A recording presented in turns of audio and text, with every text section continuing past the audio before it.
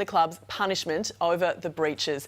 That press conference is coming in live from the NRL headquarters, and we will head there very soon. This is the story that has dominated the year, and Parramatta has been waiting to hear whether the NRL would indeed be following through with their punishment. Let's listen to the NRL CEO, Todd Greenberg. Coming in this morning.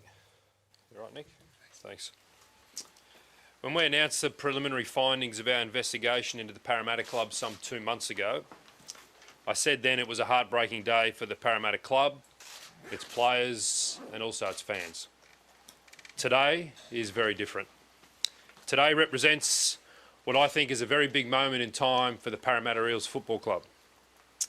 This is the day when those involved with this club have to make one of the most important decisions in this club's 69-year history. They can continue fighting with the game to the detriment of their coach, their players and their fans. Or they can take the lessons learnt from this investigation and turn the Parramatta Eels into the powerhouse club that they should be. We've considered the responses to our preliminary breach notices from the Parramatta Club and also from the 5 officials. There is nothing in those responses to warrant any change to the penalties that were originally imposed. No one has taken responsibility for the deliberate and systematic breaches of the salary cap. As a result, it gives me no pleasure to confirm that the club will be docked 12 competition points from today, and its points differential from the first 9 rounds will also be revoked. The players and fans have been remarkable in the face of so much adversity this year, and we feel for every single one of you. The $1 million fine will stand with no suspended amount. The club has shown no willingness to work with us, and the full amount of the fine will apply. We have taken some time to review the submissions from the 5 officials who received breach notices, because this was a big decision, a decision which affects the livelihood and reputation of people in our game. However, we have to do what's right for rugby league. And that's why we have decided to cancel the registrations of the 5 officials who received the breach notices.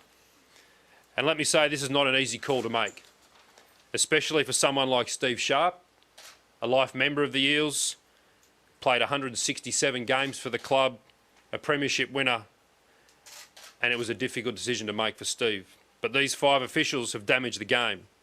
They've damaged the club, and they've let their fans down. But now's the time to look into the future, and I've long maintained that there are no shortcuts to any place genuinely worth going, and that's what today's about. Putting the game first, putting this phase of the investigation behind us so that everyone involved at the Eels can get behind Brad Arthur, the players and the fans. That time must be now. The NRL has deliberately decided not to intervene in the affairs of the club while this investigation has been underway. But that changes now. We want to see a strong board, and we will do all we can to facilitate that. We will be calling on the board and working with the members to install a management team which sets the club on the right path for the future. And if the clubs need resourcing and expertise, we will provide it.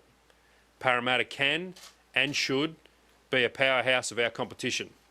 That process begins today. We're happy to take some questions. Todd, you talked about